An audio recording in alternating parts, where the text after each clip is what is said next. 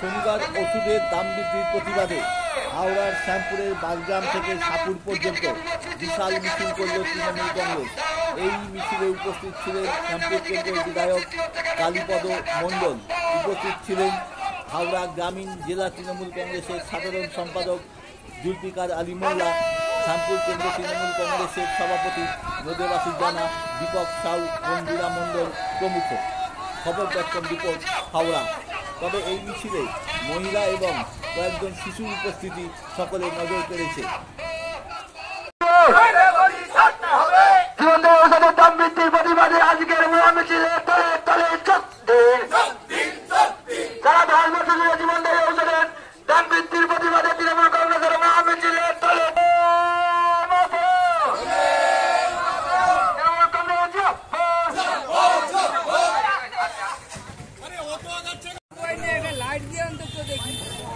দাদা, শ্যামপুরে আগামী পরশু দিনে রামনবমীর শেষে মিছিল করতে আসছে শুভেন্দু অধিকারী, কি বলবেন?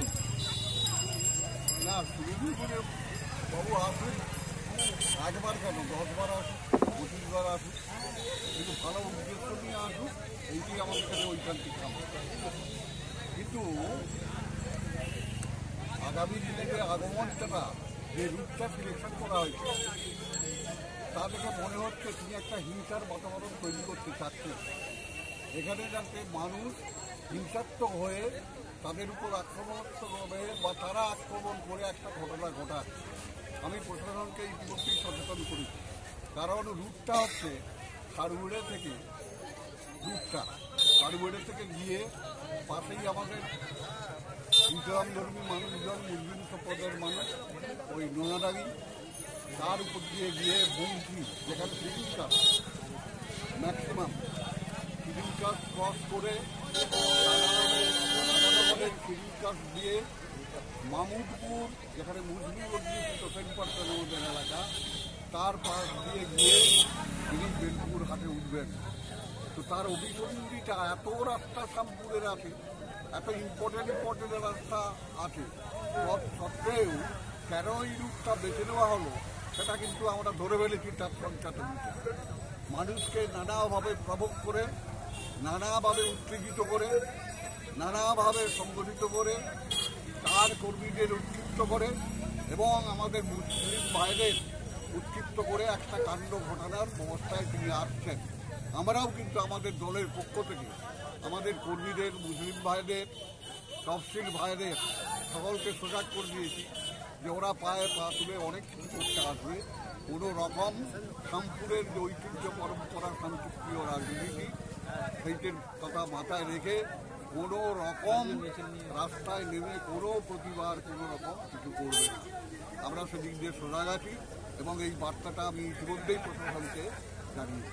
দাদা, সাঁকরাইলে আজকে একটা অস্ত্র মিছিল হয়েছে, কি বলবেন? শুনতে সাঁকরাইলে একটা অস্ত্র মিছিল হয়েছে। অস্ত্র মিছিল হচ্ছে, ওরা তো হাইকোর্টকেও মানে না, হাইকোর্টকে দিয়েই কাজ করায় বিভিন্ন রকম।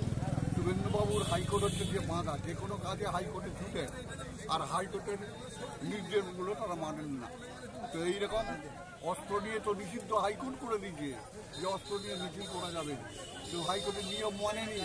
তারা যারা সচেতন মানুষ আছে তারা দেখছি যে হাইকোর্টের নিয়ম কানুন মানা। আজকে আপনাদের মিছিলটা কি নিয়ে?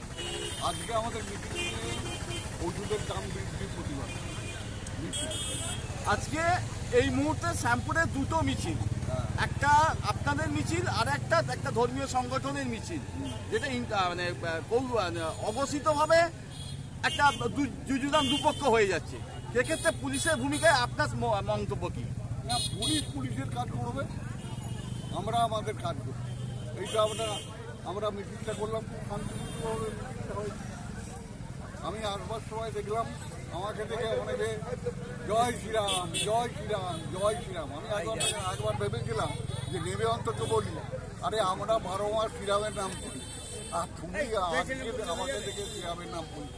আমার চালক বললে না, দরকার নেই। মানে আপনাকে থেকে জয় শ্রীরাম বলা হয়েছিল? হ্যাঁ, বলেছে, লোকেরা বলে।